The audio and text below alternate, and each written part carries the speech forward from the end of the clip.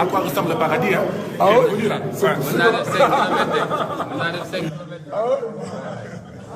Bon. Salaamaaleykum mbokku Sénégal. ñu ngi leen di gërëm di leen gërëm ci àndandoo di gàtt seen i réaction di leen dalal di si jàmm dëgg yàlla jàmm yu bëri. émotion bu bëree bëri. ndax amaana lu yàgg a teel amee ba léegi ak yàgg refoulé la mais tey wax dëgg yàlla bu ñu taxawee bu ñor xool photo xale yi xool seen i wéy bët na fa yëgaat émotion boobu la doon jàmm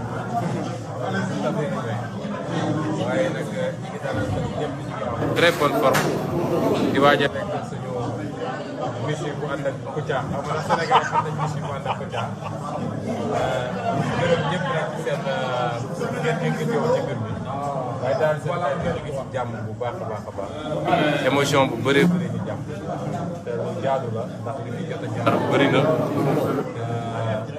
yàlla defoon na rek ñu nekk au cœur de l'affaire boobu ba léegi ñu koy téye bu ñëwee ba fii nag kilifa yi yëpp daje fi discours yi témoignage yi ñaan yi am na fu bëri fu mu ñu yóbbu ñu ñaan yàlla daal xale yi fi ñëwee yal na yàlla xaaral ñu àjjana lii doon mujjante lu mel nii fii ci biir Sénégal ñu leen gërëm di leen sant di leen invité nag ci suñu añ bi avec la famille. waaw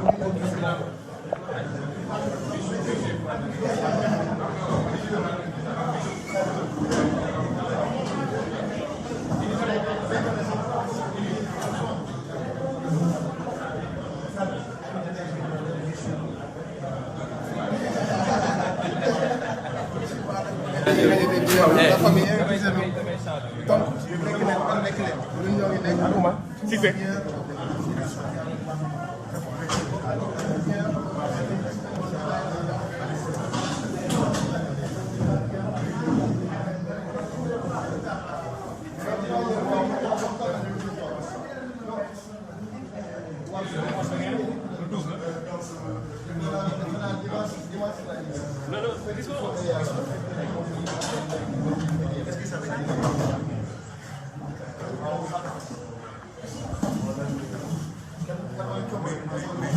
Non, je vais devoir...